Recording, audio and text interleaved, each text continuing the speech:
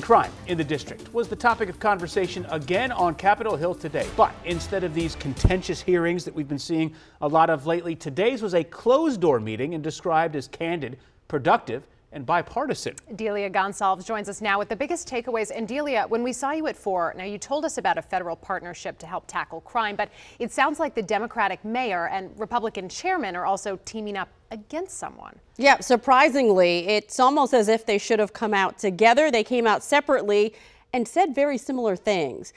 They are both taking aim at D.C.'s U.S. Attorney Matthew Graves, who they said is failing to do his job and help keep repeat criminals behind bars. First, a little context. The U.S. Attorney here in the district not only prosecutes federal cases, but is also responsible for local criminal cases. Graves recently spoke to the D.C. Council about ways he sees the system should be improved. Last year, his office chose not to prosecute 67% of D.C.'s cases for reasons including the unaccredited D.C. crime lab.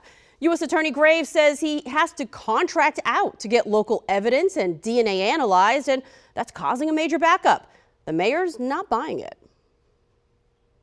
That is an excuse. If the U.S. Attorney fails to get evidence analyzed, that is the responsibility of the U.S. Attorney, and he has the vast apparatus of the Department of Justice to call on. I believe that the U.S. Attorney Graves is at fault. He's clearly behind on prosecuting criminals. I think his priorities are in the wrong place right now.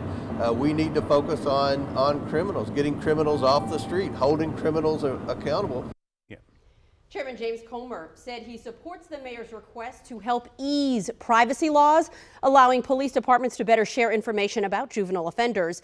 And we're told they also talked about selling some of the vacant federal office buildings downtown so D.C.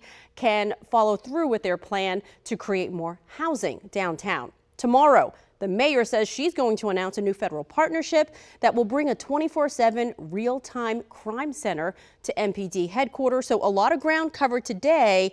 Let's just see if that leads to change here in D.C. and keeps us safer. I think that's the key. You know, often we don't hear the meetings described as productive or bipartisan, and so that's a step in a good direction, hopefully. Nobody had to mug for the cameras today. It was all behind closed doors. There you go. So they could tell us what they want us to believe. Okay, Right. thanks, Delia.